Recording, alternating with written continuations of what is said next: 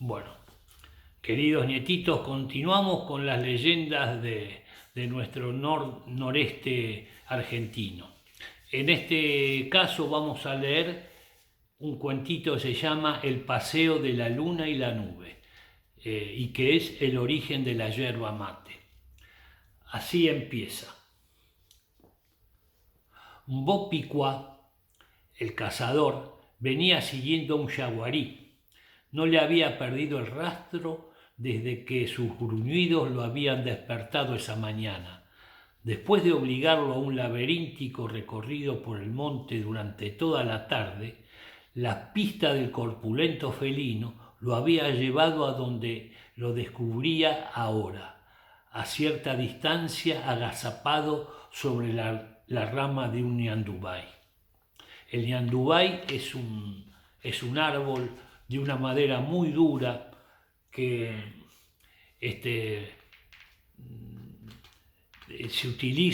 esa madera se utiliza para hacer cercos de alambrado que son imputrefactibles.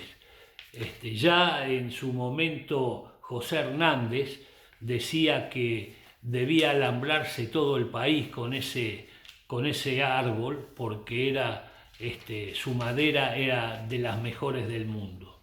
Bueno, así ese es el ñandubay. Y el guayaquí es un felino, es un tipo de tigre o de puma, y que es muy corpulento y de mucha fuerza. Bueno, continuamos. Entonces, ya habíamos quedado en que lo vio Mbopicua, lo vio agazapado sobre la rama de un ñandubay. Mbó preparó su arco, se acercó con tanto sigilo como una niña a una mariposa. Podía verlo sin ser visto ni olido. Por sus movimientos era evidente que la fiera acechaba una presa. Mbó no podía verla, pero en el preciso momento en que el animal retrajo sus músculos para saltar sobre ella, disparó su flecha. El cazador saltó a la espesura al verlo caer. Un segundo antes lo había visto contorsionarse en el aire al recibir el flechazo. Lo más sorprendente fue el inesperado grito de una mujer en lugar de un aullido o un gruñido. Enmudeció el monte y los pájaros se echaron a volar. Cerca del ñandubay pudo escuchar dos voces agitadas. Creí que moriría bajo sus garras. Mira esa flecha, alguien nos salvó. Vamos, dijo. Extrañado, Mbopicua bajó por el pastizal hasta el terreno donde había caído la fiera, sin imaginarse lo inexplicable que sería todo a partir de ese momento. Al pie del árbol pudo ver al yaguarí caído. Descubrió entonces un rastro de pies femeninos. Intrigado, lo siguió hasta que las huellas desaparecieron por completo. Continuó de todos modos hacia la cascada y allí, tras la neblina húmeda que envolvía el monte, le pareció ver dos mujeres. Ahí viene, espera, decía una. No, ningún ser humano debe vernos, dijo la otra. Vestían túnicas de fibras de caraguatá ajustadas en la cintura, tenían cabelleras muy largas, corrieron hasta desvanecerse, sus pies descalzos parecían no tocar la tierra. Falta que nos descubra tu padre, fue lo último que escuchó el cazador antes de golpearse al querer acercarse la cabeza con una rama. Mbopicua era muy bueno en su oficio, un gran cazador, pero algo exagerado. Así les pareció a todos cuando regresó a la aldea con aquel enorme felino y esa historia de las dos mujeres. Algunos decían que el golpe lo había dejado así, sin entender muy bien cómo decir la verdad podía ser tomado tan mal. Mbó decidió callarse la boca y trató de olvidarse del asunto, que al final nada útil le reportaba.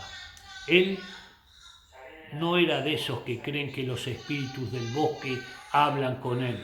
Reconoció que el golpe podía haberlo afectado más de lo que pensaba y continuó con sus actividades hasta que una noche, cuando por fin había logrado dormirse sin mayor esfuerzo, vio a las dos mujeres entrar en su sueño, resplandecientes. Como aquella vez, iba a comprobar si estaba realmente dormido cuando sintió la voz de una de ellas que le decía: «No temas, Mbopicuá, somos nosotras, Yací y Araí, las que salvaste del yaguarí el otro día. No tuvimos más remedio que escapar sin dejarnos ver, pero volvimos para agradecerte». Vio que las dos flotaban en el aire tomadas de la mano como saltando la cuerda. El cazador dormido comprendió entonces que se trataba de diosas. Con toda humildad les dijo que lo que más deseaba era una explicación. «Teníamos deseos de conocer tu mundo, Mbo», le dijo a Yací, la luna, con palabras muy vivas que al despertar ya no recordaría bien. Salvo los enormes torrentes, las tierras rojas y la vastedad de los montes, no sabían nada de la selva. «Apúrate», dijo la otra. Yací le contó que Araí, la nube del atardecer, había aceptado acompañarla sin decir nada al padre. Para ir a la tierra se habían transformado en dos jóvenes muy bellas, pero al hacerlo también se habían tenido que despojar de sus poderes. Habían comenzado a caminar descubriendo entusiasmadas en un claro unas orquídeas dormidas y en el otro el tejer mudo de la araña. Derrotadas por su curiosidad, ya del todo humanas, se habían extasiado con las maravillas del monte, el tornasol del picaflor, el perfil de los helechos, el pico brillante del tucán, el arco iris de la cascada, ebrias del perfume de las flores, saboreando la ácida imperfección de la fruta o disfrutando el agua de la cascada. Recién entonces advirtieron el peligro más frecuente del monte, un yaguarí hambriento que las amenazaba. No se les ocurrió nada más humano que cerrar los ojos para no ver su final, y en ese momento silbó la flecha del arco de Mbo atravesando el aire y a la fiera. Y «Cuidado, es Tupá», dijo de pronto su compañera, arrastrando hacia el despertar por el oleaje de la voz sin poder evitar que ambas se disipaban por el túnel de luz. Mbopicuá, pobre soñante, se quedó sin final para su sueño. Mbo tendría que haber sido más cauteloso después de ese hecho, mucho más difícil de creer que el anterior, y no tendría que haber confiado su sueño a nadie. Pero como la vez anterior la lengua se le saltó y una tarde, bebiendo con un desconocido, dijo que dos diosas habían estado en su sueño. «Veo que cazar un simple yaguarí te ha traído muchos problemas. Mbopicuá y algunos de los suyos te creen un charlatán», le dijo el otro, a quien el cazador no recordaba haberle mencionado su nombre. «Pero de alguna manera te tendremos que recompensar. Así que ahora quiero contarte yo una historia. Resulta que Tupá, enojado porque Yací y Araí lo habían desobedecido y bajado a la tierra, les había querido dar una lección. Mbo abrió grande los ojos y desconocido siguió. «Tupá, Dios Padre, les había mandado a Yaguarí», dijo, «pero al ver que el felino les iba a hacer daño, también te envió a ti para que la salvaras». «¿A mí?», dijo Mbo. El desconocido asintió lentamente y le preguntó sonriente: «¿Acaso hay algún otro que tenga tu puntería?».